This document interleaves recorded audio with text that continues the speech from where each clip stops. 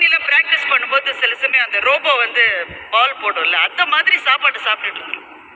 சாப்பிட்டு முடிச்சு வீட்டுக்காரமா எப்படி இருந்தது, எது எப்படி இருந்தது, சாப்பாடு எப்படி இருந்தது, நல்லதா இருந்தது, சாம்பார் எப்படி இருந்தது, சாம்பாரா, ஓ சாம்பார் சாப்பிட்டோன்னே அவருக்கு தெரியல சாம்பார் அவ்வளவு மோசமா இருந்ததுன்னு நான் சொல்ல வரல.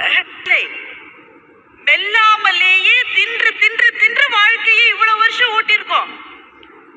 ஏனென்றால் மெல்லுவதற்கு நேரம் இல்லைன்னு நாம நினைச்சிட்டு இருக்கோம். ஆனா நான் கற்றுக்கொண்ட மிகப்பெரிய பாடம், எல்லாம் வெயிட் பண்ணலாம். Everything in life can wait. பதவிகள், அதிகாரங்கள், பணம், வசதி, வாய்ப்பு, வெற்றி எல்லாம் வெயிட் பண்ணலாம். ஒரு விஷயம் மாத்திரம் வெயிட் பண்ணவே கூடாது. உங்களுக்கு மிக நெருங்கியவர்களிடம் I love you so much என்று சொல்ல நினைத்தால் இப்பவே சொல்லிடுங்க. நிறைய ஆண்கள் இருக்கீங்க, எப்ப கடைசியா உங்க மனைவி உங்க பின்னாடி நடந்து வீட்டு வேலை ஏதோ செஞ்சிட்டு இருக்கிற போது அவங்க கையில போட்டிருக்கிற வளையல்களில் 2 வளையல்கள் ஒன்றோடு ஒன்று மோதி கொள்ளுகிற ஒலியை கேட்ட ஞாபகம் உங்களுக்கு இருக்கிறதா? கல்யாணம் ஆன புதுசுல அதுக்காக காதை தீட்டிட்டு இருந்தீங்களே, அந்த ஞாபகமாவது இருக்கா? எப்ப வந்து 2 வார்த்தை பேசுவா, எங்க அம்மா எப்பதான் அவளை சமையல் ரூம்ல இருந்து ரிலீஸ் பண்ணுவாங்களோ, எப்ப வந்து என்னோட 2 வார்த்தை பேசுவா அப்படின்னு காத்துக்கிட்டு இருந்தீங்களே, அந்த நாட்கள் நினைவிலாவது இருக்கிறதா?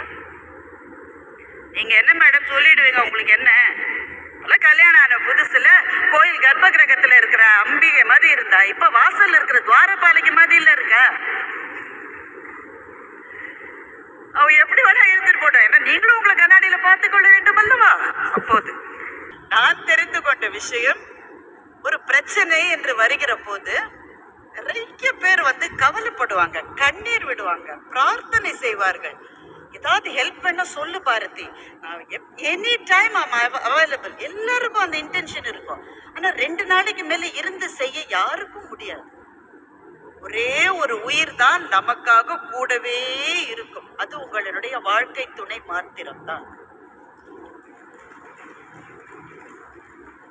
20 நாள் ஹாஸ்பிட்டல் இருந்தாலும் 40 நாள் ஹாஸ்பிட்டல் இருந்தாலும் தன்னுடைய வாழ்க்கையினுடைய பாக்கி எல்லா விஷயங்களையும் அப்படி பிள்ளைகள் கூட இருக்க மாட்டார்கள் தானே. கசக்கிற உண்மை, ஆனால் இதுதான் உண்மை. 10 நாள் ஆகும்னு ஹாஸ்பிட்டல்ல சொன்னாங்க. டாடி என்ன டைம் ஆகுது, நான் என்ன திரும்பி போகட்டா இல்ல லீவை எக்ஸ்டெண்ட் பண்ணட்டா? நீ லீவை எக்ஸ்டெண்ட் பண்ணிடுறா, உங்க அம்மாக்கு எப்ப சரியாகும்னு தெரியாது. எவ்வளவு நாள் போய் எக்ஸ்டெண்ட் பண்ணது? ஒரு 2 நாள் எக்ஸ்டெண்ட் பண்ண. 2 நாள் எக்ஸ்டெண்ட் பண்ணி என்ன செய்யறது? அதுக்கெல்லாம் முடியாதுப்பா, வேலை விட்டு தூக்கிடுவாப்பா. உன் பேரனுக்கு அங்க ஸ்கூல் ஆரம்பிச்சிருச்சுப்பா. பிள்ளைகளுக்கு அவர்களுடைய வாழ்க்கை இருக்கிறது. தண்ணீரும் பாசமும் எப்போதும் கீழ் நோக்கித்தான் பாயும் என்று ஒரு சீன பழமொழி இருக்கிறது. தப்பு இல்ல, பாசம் இல்லைன்றதில்ல, அவர்கள் வாழ்க்கை அப்படி. வாழ்க்கை துணைவர் அல்லது துணைவிதான் கூட இருப்பார்கள். அதனால் everything can wait, but what cannot wait is you have to say I love you to your spouse today. அதெல்லாம் சொல்லியே மறந்து போச்சு மேடம், எப்படி சொல்றதுன்னு தெரிந்து பார்த்துட்டு இருக்கீங்க. கைய பிடிச்சிக்கிட்டு கண்ணை பார்த்து you mean so much to me Kannamma என்று சொல்லித்தான் பாருங்களேன். உங்க அப்பாவுக்கு என்னவோ ஆயிடுச்சு, இன்னைக்கு காலையில இருந்து சரி இல்லைன்னு அவங்க சொன்னாலும் சொல்லுவாங்க. ஆனா சொல்லிடுங்க, மனசுல இருக்கிறத சொல்லுவதற்கான நேரம் என்பதை தள்ளி போடக்கூடாது.